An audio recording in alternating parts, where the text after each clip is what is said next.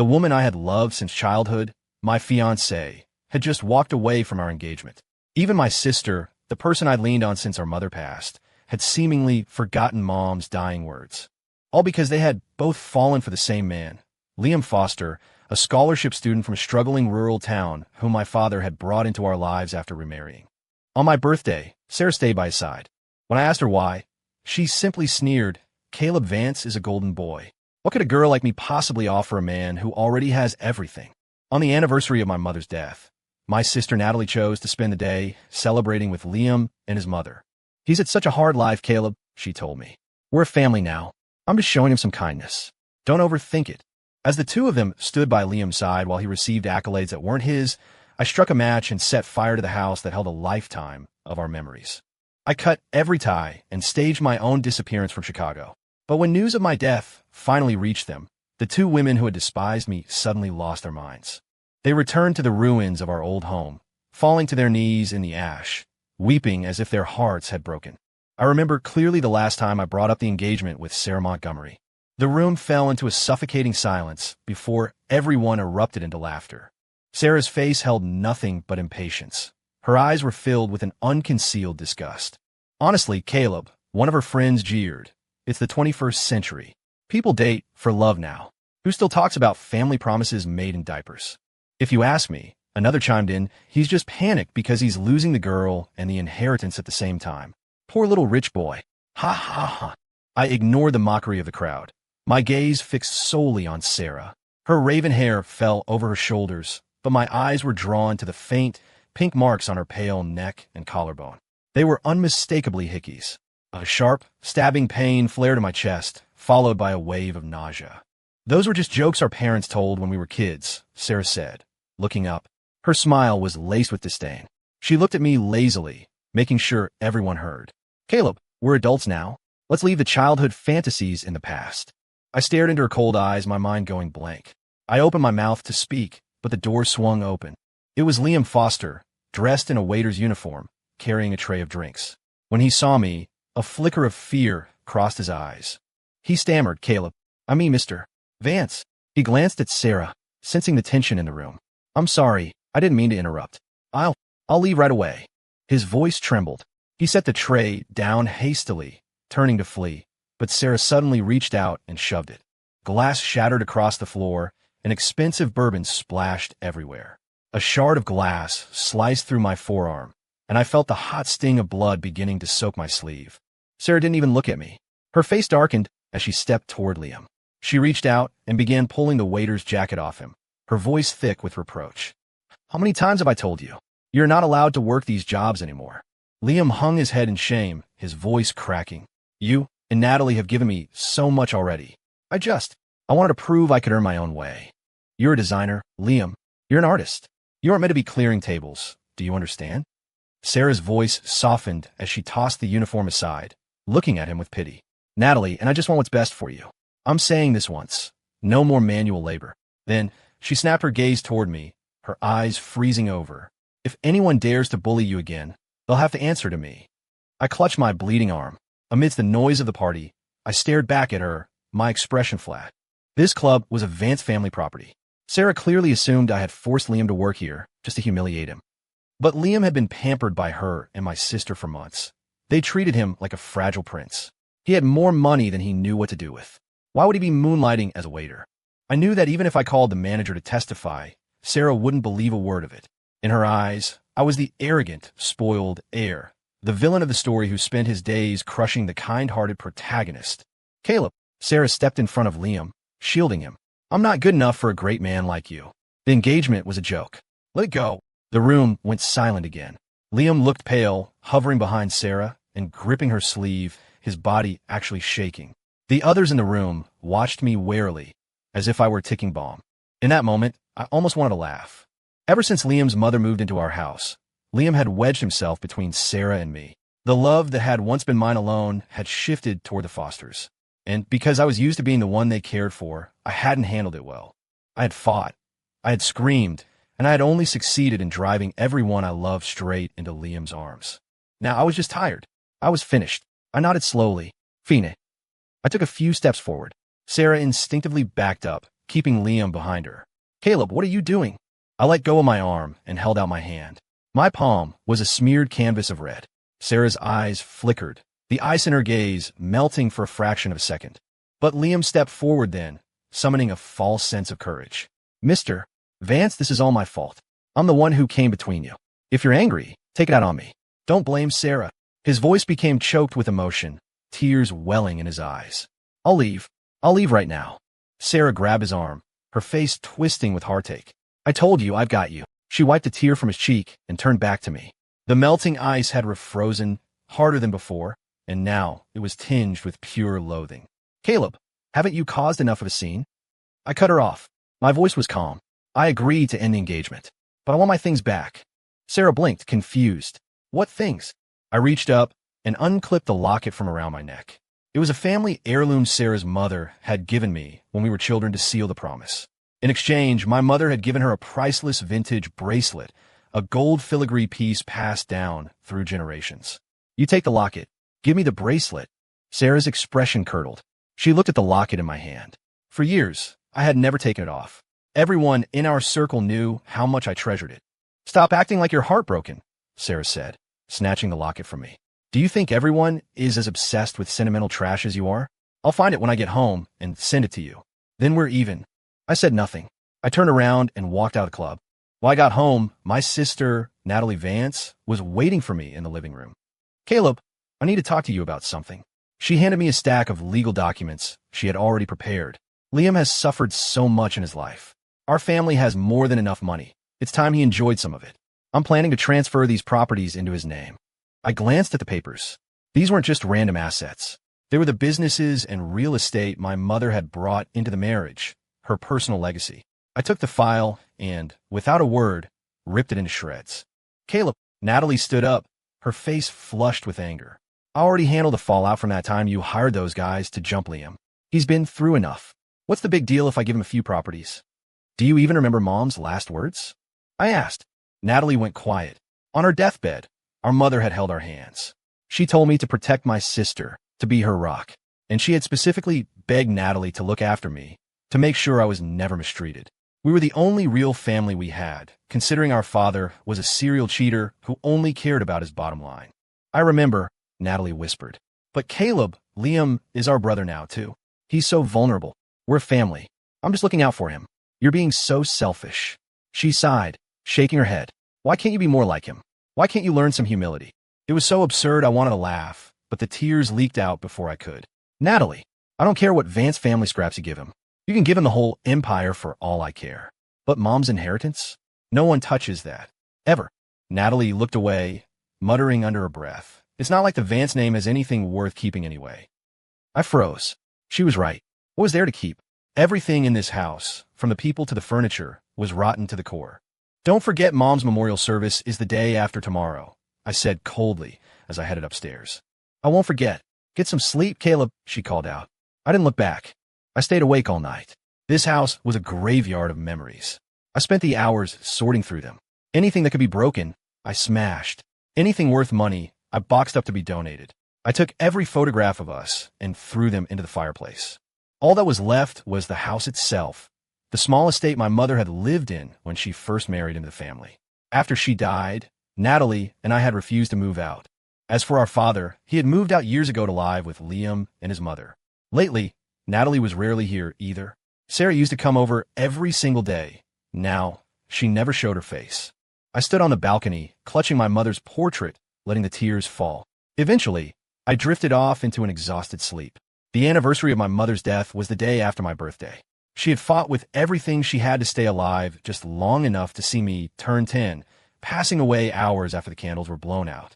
Back then, I was inconsolable, and Sarah had stayed by my side, refusing to even blink for fear I'd disappear. For 7 years, she was the only one who celebrated with me. This year was my 8th birthday without Mom, and for the first time, Sarah was absent. Not that it mattered anymore. Even though Sarah wasn't there in person, Liam Foster was everywhere online. His Instagram was updated all night long. Sarah said she didn't have a reason to celebrate, so she decided we should celebrate my phone's birthday instead. Just an excuse for cake, LOL, his caption read. The photos showed a magnificent 3-tier cake, a tower of champagne, and Liam surrounded by luxury gifts and keys to a new sports car. He looked like a pampered prince. In one shot, he was looking at someone off camera with soft, adoring eyes. Sarah was in the background of another, looking at him with a tenderness I hadn't seen in years. Everything in those photos, the attention, the gifts, the love, was supposed to be mine. Now it was Liam's. I turned off my phone and tossed it aside. Closing my eyes, I whispered a wish to the empty room. Please watch over me, Mom. Let me get away from these people. Let me leave this rot behind. On the morning of the memorial, my father sent over a bouquet through an assistant. I waited at the house for hours, but Natalie never showed. I called her 3 times. She didn't pick up. On the 4th try, Liam's mother answered. Caleb, is something wrong? Do you need Natalie? Today is my mother's memorial, I said, my voice like ice. Oh goodness. Look at my memory. I completely forgot it was her day. Listen, our dog, Buster, just had her puppies this morning. Natalie and Liam have been so busy helping the vet, they must have lost track of time. Should I tell her to head over? Though I suppose she'd be late by now anyway. Auntie, who's on the phone? I heard Liam's voice in the background. It's Caleb. He sounded a bit upset. I'm not sure why. Hey, Caleb, what is it? Natalie's voice finally came on the line. I hung up. Buster. A dog. They missed our mother's memorial because of a dog. At the cemetery, I looked at the black and white photo on the headstone. My mother was smiling, looking as warm as a spring breeze. It was April cherry blossom season, but as I knelt in the grass, I felt like I was at the bottom of a frozen canyon. I cried and told her everything. I told her it was okay, that as long as I was alive, she would never be forgotten. Afterward, I went to my lawyer's office to sign the final papers. When I returned to the house, I was surprised to see Sarah, Natalie, and Liam standing in the driveway.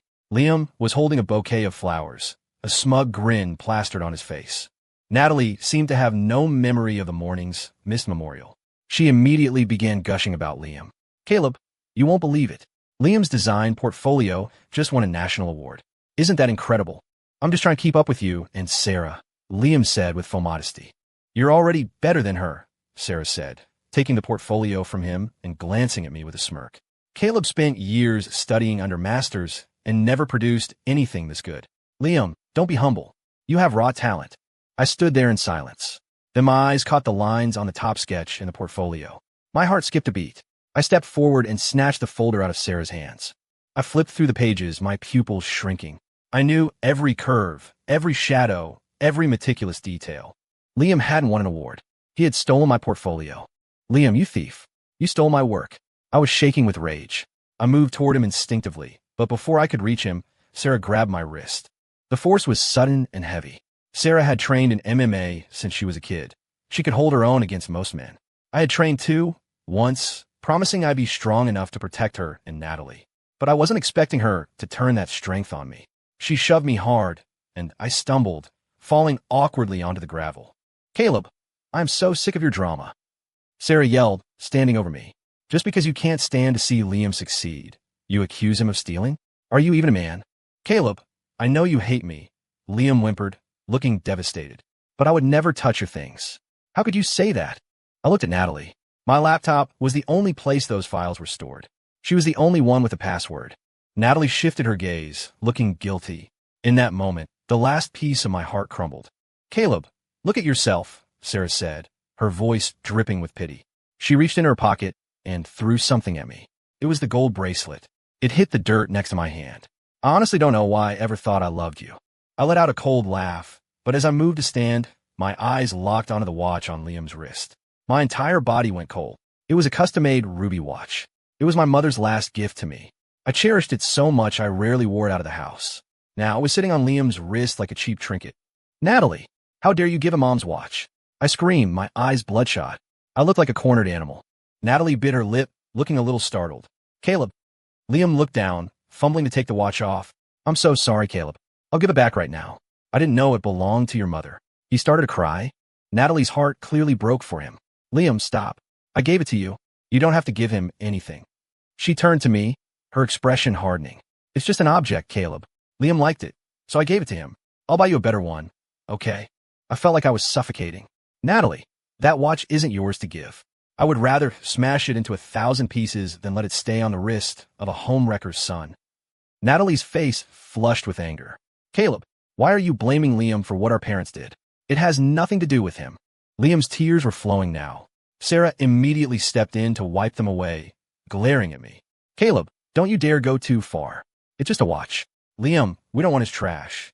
She reached out, unbuckled the watch, and threw it hard onto the ground. Come on, I'll buy you a Rolex tomorrow. Natalie sighed, looking at me with profound disappointment. Caleb, why do you have to be like this? Liam has had such a hard life. Why can't you just show some grace? You're the older brother. Try being the bigger person for once. And it's just one design award. You'll have plenty of chances, but Liam needed this. He needs to build a name for himself, so Sarah's family will accept him. In the world of high society, pedigree was everything. If Liam couldn't change his birth, he had to prove his worth through talent. Natalie tried to reach out to help me up, but I slapped her hand away.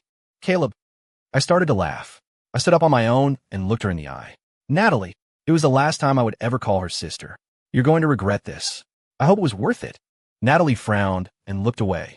I'll make it up to you, Caleb. I promise. Then she turned and ran after Sarah and Liam.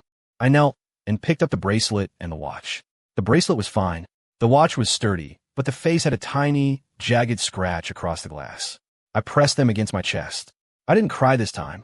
The pain was so sharp it had gone numb. I realized then that when your heart truly breaks for the last time, you don't make a scene. You just go quiet. As the sun dipped below the horizon, the world went dark. The weather report had warned of a heat wave and dry winds. Late that night, I gathered everything that reminded me of them and threw it into the fireplace. I looked at a photo of Sarah and Natalie flanking me, all of us laughing. It looked like a cruel joke now. As the flames licked the edges of the photo, their smiles vanished into ash. I watched a stack of old letters burn. Natalie's letter. We're the luckiest siblings in the world. I'll protect you and love you forever. Sarah's letter.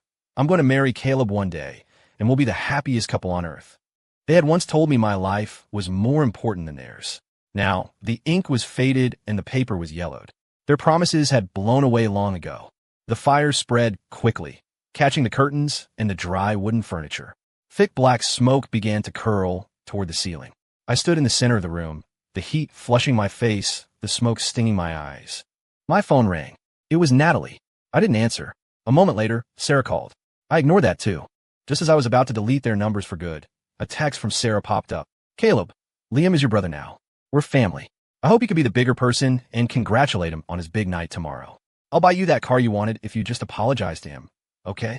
Natalie's message followed immediately. Caleb, I promise I'll make it up to you. I shouldn't have given him the watch, I know. I'll have a custom one made for you. Please, just forgive me. I smiled. No feeling, no anger. Just the slap followed by candy routine they always used. I used to fall for it every time. Now I just type back. To Sarah, I wish him everything he deserves. I hope he rots. To Natalie, I'm disgusted that you're my sister. I'm disgusted Mom had a daughter like you. I blocked them both. I grabbed my suitcase, took one last look at the house, and walked out into the night without looking back. The wind picked up, fanning the flames. Within an hour, the entire villa was an inferno. The house that held all our history was being reduced to a hollow shell of ash. At the awards gala, Liam Foster was dressed in a tuxedo, preparing to take the stage. Sarah's phone buzzed. Irritated, she went to silence it, but a text caught her eye. Sarah, something happened at the Vance house. Call me now. Sarah scoffed. Caleb had just texted her. He was clearly fine. She felt a surge of annoyance. Liam was about to have the biggest moment of his life, and Caleb was trying to ruin it with another stunt. She declined to call. When her friend tried calling again, she silenced the phone. Sarah, I'm so nervous. Liam whispered, looking at her. Sarah squeezed his hand. Don't be. I'm right here. The announcer called Liam's name. Sarah adjusted his lapel one last time, beaming as he walked up to the podium. Under the bright lights, he was the center of the world. He took a breath and began his speech. Sarah's phone rang again. Angrily, she stepped into the hall and picked up. What is it? Sarah, the Vance house burned down last night. It's a total loss. Her friend's voice was frantic. The security footage shows Caleb went inside and never came out. They think he's gone. Sarah laughed. Nice try. Tell Caleb he can stop the theatrics. I'm not falling for it. She hung up and powered off her phone. Nearby, Natalie's phone rang. It was the same caller. She moved to answer, but Sarah snatched the phone and ended the call. It's Caleb trying to sabotage the night, Sarah said. Ignore him. Natalie frowned. What is he doing now? He's jealous. He wants attention. He's trying to kill Liam's buzz. Unbelievable. Natalie muttered, her face hardening. She turned off her phone too. He's gone too far this time. He needs a lesson. They walked back into the hall, and joined the standing ovation for Liam. He smiled at them from the stage. "I wouldn't be here without two people," Liam said into the mic. "My best friend, Sarah Montgomery, and my sister, Natalie Vance. Thank you for believing in me." Sarah and Natalie beamed. In that moment, Liam was their whole world. After the ceremony, they decided to fly to a private island to celebrate. On the way to the airport, Liam asked about the calls. "I thought I heard someone say Caleb called. Is everything okay?" "Don't worry about him," Sarah said. "He supposedly set the house on fire to get our attention." "Sarah, don't say that," Liam said softly. "He just wants you guys to love him. It's my fault. If I weren't around, he wouldn't do these crazy things. Maybe we should go back and check on him? If he screams at me, I can take it. If he hits me, I'll just be quiet." Liam looked like a kicked puppy. Sarah immediately pulled him into a hug. "You are too good for this world, Liam. That's why he keeps walking all over you." "We're going back," Natalie added. "He'll be fine." Just then, Natalie's phone, which she had just turned back on, rang. It was an unknown number. "Hello, this is the New York Police Department. Am I speaking with a relative of Caleb Vance?" Before Natalie could answer, Sarah leaned over and spoke into the speaker. "Nice try, Caleb. Hiring someone to play a cop? That's a new low. Ma'am, this is Officer Miller, badge number 4492. We receive a report of a structural fire in the East Side District. Security footage confirms Mr. Vance entered the premises and never exited before the building collapsed. The fire was too intense. We've only recovered a few items. We need someone to come in for identification." Sarah's lip curled. "Listen, officer, tell Caleb to give it up. We're not coming." She hung up and blocked the number. Caleb was a cockroach, she thought. He'd never actually die. They landed on Sarah's private island, where everything had been curated to Liam's tastes. At sunset, while they were out on the boat, Sarah saw a news notification on her iPad. "Tragedy in the East Side. Historic villa destroyed in overnight blaze." The report said the fire had been so intense that by the time the neighbors called 911, the house was already gone. They hadn't found a body yet, but the footage showed no one leaving the building.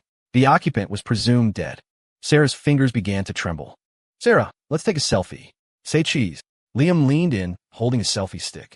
The scent of his cologne filled the air, and Sarah instinctively leaned into him. "You look beautiful." "You're so pretty, Sarah," Liam whispered, his lips brushing her ear. The mood shifted, and they leaned in for a kiss. Back at the villa, Natalie was staring at the same news report. Her heart began to race. She hesitated, then tried to call Caleb. "The subscriber you're trying to reach is not available." She tried again, and again. That hit her. He had blocked her. She threw the phone down in a huff. He was just being dramatic. He was probably hiding in some hotel, waiting for them to come crawling back. She decided she'd give him a week. He needed to learn that he couldn't keep crying wolf. A week later, they returned to New York. Sarah took Liam to her family home. Her mother, Mrs. Montgomery, was sitting in the study. She didn't even look at Liam. "Caleb is missing, presumed dead. And instead of looking for him, you bring his father's mistress's son into this house?" her mother said, her voice dripping with disappointment. "How did I raise someone so cold?" Mrs. Montgomery had been best friends with Caleb's mother. After she passed, she had treated Caleb like her own son.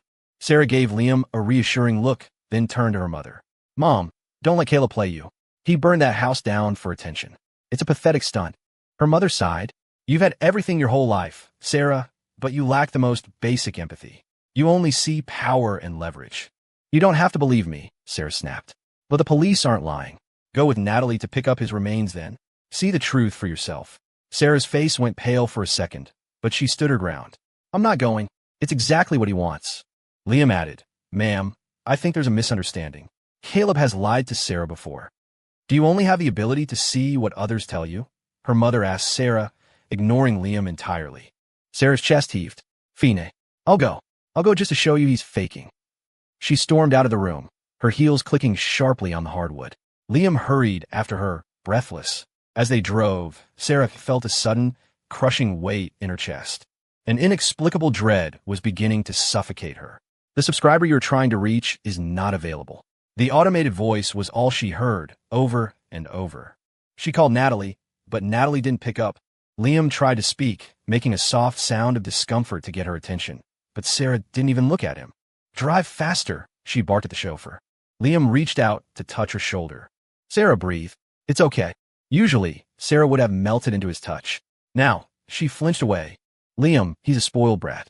He couldn't handle a paper cut. There's no way he actually stayed in that house, right?" "Exactly," Liam soothed. He loved himself too much. It's all my fault. If I weren't here. Sarah didn't hear him. She stared out the window, her face a mask of cold fury and hidden terror. Liam realized he'd lost his hold on the conversation and went quiet. They arrived at the East Side property. Sarah stepped out of the car and stared at the ruins. The house was gone. Only the blackened skeleton of the foundation remained. The air still smelled of wet ash and scorched plastic. It was real. The news, the calls, her mother's words. It was all real. Sarah stumbled toward Natalie, who was sitting on a piece of debris. Natalie's eyes were bloodshot. As Sarah approached, Natalie stood up and slapped her across the face. Sarah reeled back. Liam cried out and tried to help her, but Sarah shoved him away, so hard he fell. She slapped Natalie back, and the two women began to brawl in the ashes until they were both too exhausted to move. Natalie collapsed, sobbing. I believed you. I didn't pick up the phone. If I had just come home. Caleb is still in there. He has to be. She began digging through the charred remains with her bare hands. Friend tried to pull her away, but she was hysterical. Sarah stood up, her face a blank mask. The body hasn't been found. He's alive. He's just hiding to punish us. Yes, Natalie whispered, a flicker of hope returning to her eyes. He's alive. I'll find him. Sarah, Natalie, help. Liam had tripped and fallen into a pit of burnt debris. Neither woman looked back. They got into their separate cars and sped toward the police station. At the station, Natalie demanded to see the footage. Then, an officer handed her a small evidence bag. The footage shows no one leaving, ma'am. The fire was over 2,000 degrees. In a collapse like that, we might never find a body. But we found these in the primary bedroom area. Inside the bag were 3 deep red rubies, scorched but intact, and the blackened, twisted remains of a gold bracelet. The rubies were identical to the ones on my mother's watch. Natalie turned white. These were his. He never let them go. She whispered to herself, her voice cracking. The regret was a physical weight, crushing the air out of her lungs. Sarah felt the room spin. The world turned black, and she felt herself falling. A police officer caught her before she hit the floor. When Liam finally arrived, Sarah was sitting on a bench, looking like a ghost. Sarah, is Caleb really? Sarah turned to him. Her eyes were bloodshot, and her expression was terrifying. This is because of you, she rasped. Everything was fine until you showed up and started your pathetic little games. Sarah, it was an accident. Liam whimpered, trying to look innocent. Get out, Sarah said. Get out of my sight before I kill you myself. Liam looked at Natalie, but she wouldn't even look in his direction. He stood there, alone, realizing the game was over. He had lost his shield. I had settled in a quiet city in Portugal. Life moved slowly there. I woke up when I wanted, went to the market for fresh ingredients, and spent my afternoons sketching new designs. I went for long walks along the coast, letting the salt air clear my head. Occasionally, news from home reached me. I saw the headlines about my death. I heard that Sarah and Natalie had changed overnight, turning their grief into a scorched earth campaign against the Fosters. Natalie had released evidence proving Liam had plagiarized my work. He became a pariah overnight. Sarah and Natalie took back every gift, every car, and every cent they had ever given him. They exposed him as a fraud and his mother as a homewrecker. Seeing the news didn't make me feel anything. I was at peace. I started a new life under a new name. I got a job at a boutique architecture firm. My colleagues were kind, and my boss, Jocelyn, was a brilliant woman who looked out for me. 2 years passed in a blink. I had friends now. I had a life. I had no interest in dating, though. I was focused on the International Designers Cup. One day, Jocelyn told me we were partnering with a firm in New York. She wanted me to go. Your English is perfect, and you know the city, she said. It's a huge opportunity. Jocelyn, I'd rather not, I said. Send someone with more seniority. I didn't want to go back. I didn't want to risk seeing them. I'm going too, she promised.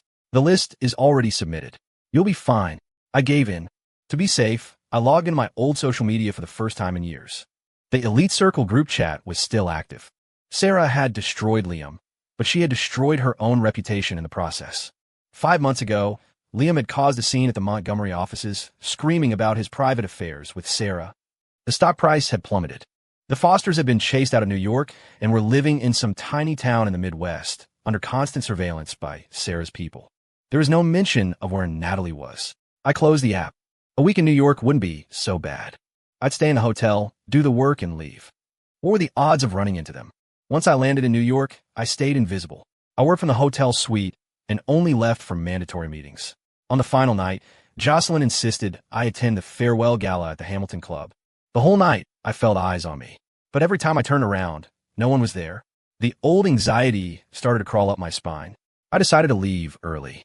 Halfway through dinner, I excused myself to the restroom and slipped out the back exit. New York was in the middle of rush hour. I stood on the curb, trying to hail an Uber. Then I heard it, the sharp, rhythmic click of high heels on the pavement. I knew that sound in my bones. I didn't turn around. "Caleb," a voice whispered behind me, trembling with shock. Is it really you?" I didn't answer. I kept my eyes on my phone. She stepped around to face me. Sarah looked like a ghost of her former self. Her eyes were red-rimmed and wide with disbelief. "Caleb, it's you." "I know it is." I looked up, tilting my head in confusion. "I'm sorry, miss. Are you talking to me?"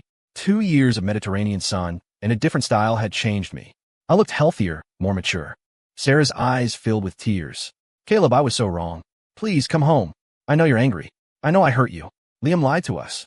He manipulated everything." "I'm sorry," I said, my voice flat. "You must have the wrong person." "Caleb, please. I'll make it up to you. I swear." Liam's tricks hadn't been clever. They were pathetic. But Sarah and Natalie had been so eager to believe him. I had tried to fix our relationship a dozen times, and they had responded by humiliating me. They were my family, my sister and my fiancé, and they had stabbed me until I bled out. Now that the wounds had scarred over, they wanted to play nurse. "I'm calling the police," I said. "You're harassing me." She looked terrible. Her hair was unkempt, her makeup smudged. She looked like she was on the verge of a breakdown. The police cruiser pulled up minutes later. "Officer, this woman is delusional. She keeps calling me Caleb. My name is Leo Vance, and I'm here on business from Portugal." I showed them my new passport. "No, he's lying." Sarah screamed. "We grew up together. I know him anywhere." "People look alike, ma'am," I said coldly. "What proof do you have?" Sarah fumbled for her phone, wanted to show a photo. She froze. She didn't have any. I had burned them all, and I had even taken the childhood albums back from her mother before I died. I let out a soft, mocking laugh. "You don't even have a photo of this Caleb, and you're claiming I'm him? On what basis?" Sarah's face crumbled. She bit her lip, tears streaming down her face. "Caleb, I'll fix the house. I've already started. I'm rebuilding it exactly as it was. Please, just come see it." I ignored her. I let the police handle her and went back to my hotel. I booked the earliest flight out for the next morning. When I stepped out of my room at dawn, Sarah was leaning against the wall. She looked like she hadn't slept in a week. When she saw me, her eyes lit up. "Caleb, my name is Leo," I said, walking past her. She chased me down the hall. "I'll make Liam and his mother crawl to you. They're living on payday loans in a trailer park, Caleb. I'll bring them here. I'll make them beg." I didn't care. I met Jocelyn and the team in the lobby. "Is that the girl you were telling me about?" Jocelyn asked, looking at the disheveled woman following us. "She's beautiful, even like that. Is she an ex?" "I don't know her," I said. At the airport, my ticket was flagged. I couldn't board. I knew it was Sarah. She had the power to tie up the system for an hour or two. I told Jocelyn to go ahead while I sorted it out. I turned around and saw Sarah standing in the terminal. She was wearing a trench coat, her hair messy, her eyes fixed on me. I gestured for her to come over. "What did you do to my ticket?" I asked. "I couldn't let you leave," she said simply. My gaze turned freezing. "Do you know why I don't live in this country anymore? Because in my heart, you and Natalie are dead. To me, you're just strangers." Sarah's face went white. "Caleb, we'll make it right. Just one more chance. Please." Her voice was a pathetic whisper. I shook my head. "You only realized you loved me because I left. You thought I'd never leave because I was a liar, but you were too arrogant to admit it. You let me bleed out, Sarah, and now the blood is dry." "Caleb, don't say my name. It makes me sick." "Natalie is on her way," Sarah whispered. "She misses you so much." "I don't care," I said. Back at the hotel, Natalie was already waiting. She was shaking as she held a folder of documents. When she saw me, she burst into tears. "Caleb, this is everything Liam took. I've recovered all. Just sign these, and it's all back in your name. I know you hate me, but let me do this for you." I didn't sign. I didn't yell. I just watched them. "I'm not going to sue you, and I'm not going to forgive you," I said. "I just want you to leave me alone." Natalie stood there, frozen. She knew me. She knew that if I were screaming, there was hope. But this silence? This was the end. Sarah had Liam and his mother brought to the hotel. Liam's mother looked 20 years older, wrinkled, gray, and broken. Liam looked like he'd been living on the streets. Seeing them like that gave me a flicker of satisfaction, but it was quickly replaced by disgust. Sarah and Natalie had been so tender with them once. Now they were discarding them like trash. Their love was so cheap. "I've seen them," I said, looking past them. "Can I go now?" Sarah gave me a sad, ugly smile. Caleb, I'm not letting you go this time. She tried to use her influence to keep me in New York. For 15 days, they followed me, bought me things, and begged. I stopped talking to them. I stopped eating. Eventually, they realized they couldn't force a ghost to stay. I flew back to Portugal. I knew they were on the plane, but I didn't look back. When I got home, I found out my neighbors had moved out. My new neighbors were Sarah and Natalie. They had bought the house next door. I ignored them. One evening, Sarah was waiting by my gate. She looked gaunt. Caleb, I have something for you. She held out a box. Inside was a beautiful watch, encrusted with rubies. Her hands were covered in small scars. She had clearly tried to make parts of it herself. I don't want it. Caleb, what do I have to do for you to forgive me? She sobbed. I turned to her. If you want my forgiveness, disappear. Forever. Sarah looked like she was shattering into a million pieces. You're so cold. She didn't show up the next day. I focused on the designer's cup. I made it to the finals. I invited Jocelyn and my friends over to celebrate. While we were prepping, Natalie knocked on the door. She had a box of food from a 5-star restaurant. I'm not taking it, Natalie. Caleb, will you ever forgive me? I moved on, I said. You should too. She went quiet. Mom's anniversary is coming up. Are you going? I thought about that day, the puppies, the dog, the empty cemetery. You should apologize to her, not me, I said. I went to the competition. I wore a tailored suit and stood on the stage. Natalie was in the audience, dressed in black. Sarah was nowhere to be seen. When the announcer called my name as the grand prize winner, the applause was deafening. I took the trophy, the one that had been stolen from me 2 years ago. In my speech, I thanked my team, Jocelyn, and my mother. I didn't mention Natalie. Afterward, Natalie caught me backstage. Caleb, Liam stabbed Sarah. She's in the ICU. What does that have to do with me? I asked. I flew back to New York for the memorial. Natalie met me at the airport and drove me to the cemetery. She had bought a mountain of flowers and offerings, trying to make up for all the years she missed. I knelt by the grave and talked to Mom for a long time. Natalie stood back, crying silently. Caleb, how can we make this right? She asked as we left. You can't, I said. Just stay out of my life. I understand, she whispered. I'll move out of the house in Portugal. I'll stay away. Good. Will you ever come back to New York? Who knows? But I don't plan on it. The next morning, before my flight, I saw Sarah. She was in a wheelchair, half her face covered in bandages. Liam had slashed her in a fit of rage. She would likely have a scar for life. Caleb, she rasped, I just want one more chance. No. She looked devastated. I understand. I won't bother you again. Can I? Can I just have one last hug? No, I said. I have a flight to catch. I walked away. It was April, but the wind felt like autumn. Back in Portugal, I got a promotion. Life was busy and good. Natalie moved back to New York, and a new tenant took her place. A bright, cheerful girl named Chloe. We started talking. We started dating. She was a designer too, and she was kind in a way Sarah never was. 3 years later, Natalie called me. Liam's mother had passed away in the Midwest. Liam had been sentenced to 8 years for the stabbing. Are you coming home for Christmas, Caleb? Natalie asked. No, I said. I like it here. I heard Sarah had become an alcoholic, drifting in and out of hospitals with stomach issues. I didn't ask for details. I walked outside into the snow. Chloe was standing there, wrapped in a thick scarf, her hair dusted with white. She waved at me, her smile lighting up the street. She ran into my arms and kissed me, then started telling me about her day. I listened, smiling, my heart finally at rest. Story complete.